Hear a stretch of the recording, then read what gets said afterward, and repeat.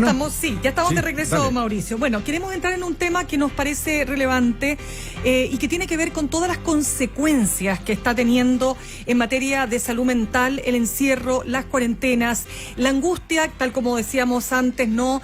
Respecto no solo de si me voy a contagiar y de qué manera me voy a contagiar, sino también cuáles son las consecuencias en materia económica. Voy a terminar perdiendo mi empleo, ya lo perdí, voy a ser capaz de volver al mercado, de recuperar mi situación salarial, cómo enfrento el presente y el futuro, un futuro que por cierto es incierto. Bueno, de todo esto queremos hablar a esta hora con el psiquiatra Alberto Larraín, a quien ya tenemos en línea. ¿Qué tal, Alberto? Muy buenos días. Muy buenos días, Mauricio, muy buenos días, Mirna. Bueno, ¿Qué tal? ¿qué tal? Partamos primero con las impresiones, ¿no es cierto?, que usted tiene respecto de cómo se está desenvolviendo el tema de la salud mental. ¿Cuáles son las principales preocupaciones? Mira, las principales preocupaciones son un poco las que ha planteado la OMS estos días, que ha establecido que el tema de la pandemia va a tener 4 oleadas en términos de salud. La primera oleada es la del virus mismo, que es la que estamos viviendo hoy día. La segunda oleada tiene que ver con toda la gente que por el virus no se está atendiendo de otras enfermedades, que vendrían unos meses más. La tercera tiene que ver con aquellas personas que están interrumpiendo su tratamiento y que no acceden a fármacos y que por eso van a tener consecuencias. Y la cuarta oleada, y que sería la más grande y la más permanente en el tiempo, sería la de salud mental, que como tú muy bien decías en la introducción, tiene que ver con que la salud mental es permeable a todo el tipo, a todas las relaciones que estamos teniendo. Y hoy día estamos en una situación de mucha incertidumbre, de mucho estrés, que es nueva para la mayoría y que además en el fondo acompañada de precariedad económica, se estima que podría tener una repercusión de un incremento de un 20 hasta un 30% en las patologías de salud mental, lo que es muchísimo, y de distintas magnitudes. Entonces, tenemos muchos componentes. Hoy día la preocupación más grande está en el caso de Chile, en la baja cobertura que tenemos en salud mental. Probablemente la gente que nos escucha, muchos de ellos están hoy día con síntomas y les ha pasado que han tratado de buscar ayuda y cuesta acceder. Y que además en el fondo todavía en el país no tenemos un plan para abordar el tema de salud mental a un mes de la pandemia. A eso mismo quería apuntar, Alberto. ¿Cómo ves que un gobierno, también hay que reconocerlo, apremiado por la emergencia, puede responder también en ese frente que tantas veces queda como en un segundo plano? El atender la salud, pero la salud mental comunitaria, de la ciudadanía entera. Entonces, finalmente, no sé, ¿hay algún modelo en otro país que funcione? Sí, mira, en general hay modelos que se están implementando en los otros países. Nosotros vamos con más retraso, por poner un ejemplo. Argentina implementó el tema del canal educativo infantil en la primera semana de iniciar la pandemia. Nosotros recién tenemos el anuncio del CNTV, que obviamente todos lo aplaudimos, pero recién hace unos días.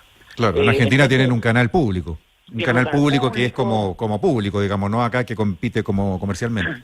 Tal cual, y que se articuló de tal manera para ponerse al servicio del tema educativo y para ponerse al servicio de la pandemia. Entonces, hoy día lo que uno ve es que los modelos que se están funcionando a nivel mundial lo que hacen es, más que generar recursos nuevos, es articular todo el sistema para poder poner el componente de salud mental en el centro de lo que está pasando. Yo, por ejemplo, el otro día leía la minuta que mandó la Asociación Chilena de Municipalidades al gobierno pidiendo en el fondo ciertos ajustes de presupuesto, y dentro de la minuta una de las sugerencias era cortar todos los programas de alcohol y droga.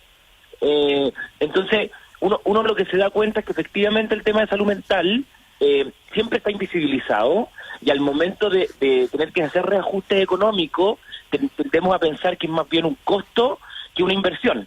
Hoy día, por ejemplo, en el tema de alcohol y droga, nosotros tenemos un claro incremento en los consumos. Las personas que estaban en proceso de abstinencia o proceso en el fondo de tratamiento se les está haciendo muy difícil. Entonces, al revés, lo que los países están proponiendo es aumentar las coberturas. Y esa es un poco como la dicotomía que nosotros tenemos. Claro, conversamos a esta hora con el psiquiatra Alberto Larraín. Él es además director ejecutivo de Fundación Procultura y magíster en bioética. Alberto, a ver, siguiendo con el análisis, ¿no?, de lo que está pasando. también hay un elemento ahí que se ha puesto muy al centro por parte de organismos destinados a prever y prevenir los casos de violencia intrafamiliar, la violencia de género, porque evidentemente que las mujeres que están viviendo con un maltratador, con una persona violenta, va a generarse un espacio de mayor, o sea, aumentan las probabilidades, mejor dicho, de que esa violencia se pueda expresar en condiciones de encierro, bajo las características que ya hemos definido de angustia, de incertidumbre, de que se pierde el trabajo, en fin. ¿Qué es lo que se está viendo en ese ámbito? Mira, ese es un tema muy relevante. Lo que se ha visto a nivel internacional es un incremento del 30% de las tasas de violencia intrafamiliar. Ayer Carabinero liberó el incremento de las llamadas por violencia física. Eran más del 100%, se han duplicado las llamadas en las últimas semanas al fondo de denuncia. Y ahí hay un muy buen ejemplo respecto a cómo nosotros reaccionamos, porque toda la evidencia internacional lo que dice es que el Estado lo que tiene que hacer es ir en búsqueda activa de las mujeres que han tenido antecedentes de violencia intrafamiliar y generar las redes para que se puedan producir las denuncias.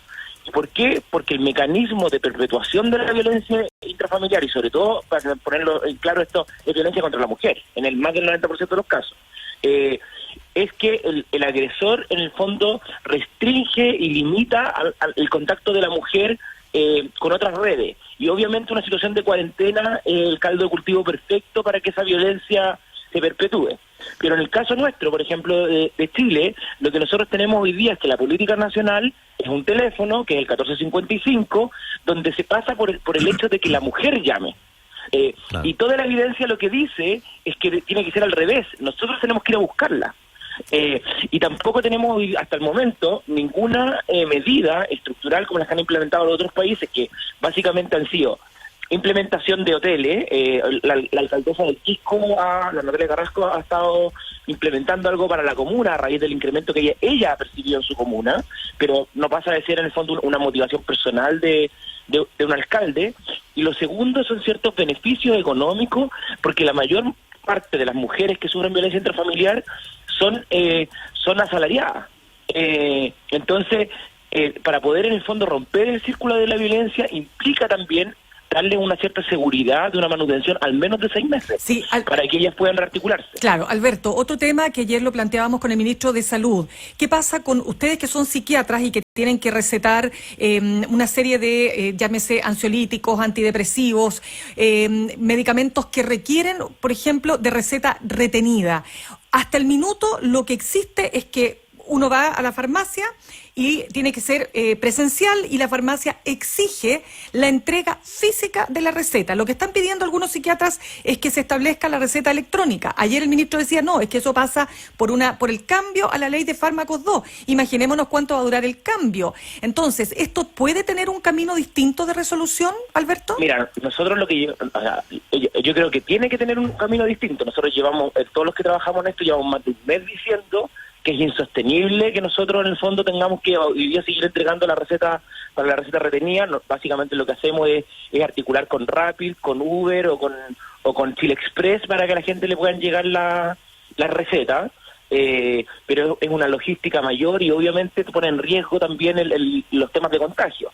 Yo creo que lo que hay que tratar de buscar, dado que estamos en un estado de excepción, o sea, no hay que olvidarse que en el estado de excepción el Estado de Chile, el gobierno puede tomar todas las medidas que estime conveniente para poder asegurar el buen manejo de la población. Lo que nosotros hemos pedido es que básicamente se valide con una fotografía de la receta, así como las farmacias están aceptando fotografías de la otra receta, mayoritariamente.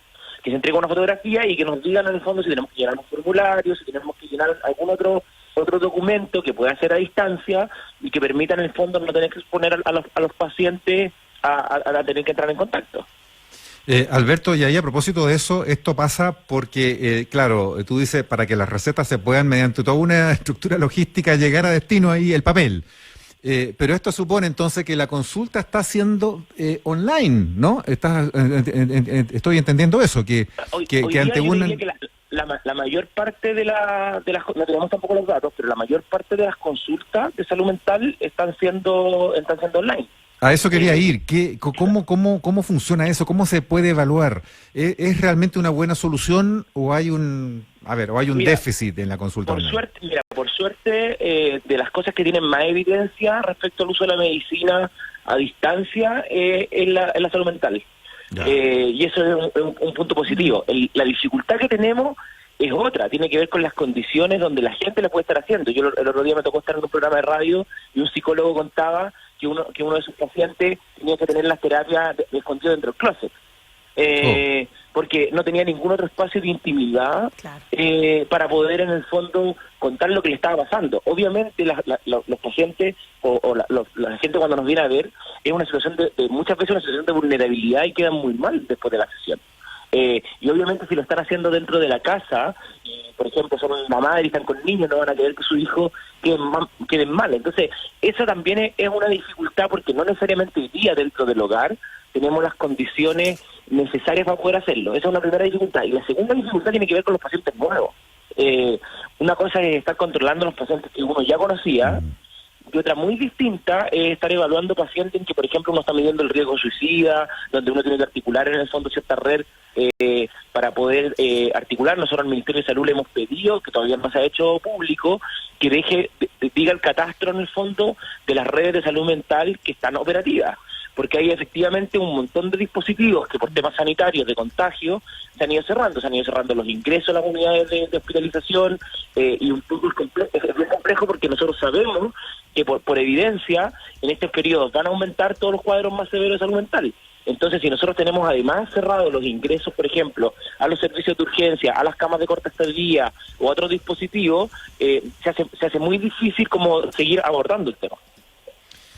Alberto Larraín, psiquiatra, director ejecutivo de la Fundación Procultura, muchas gracias por compartir estos comentarios con ADN hoy. Muchas gracias.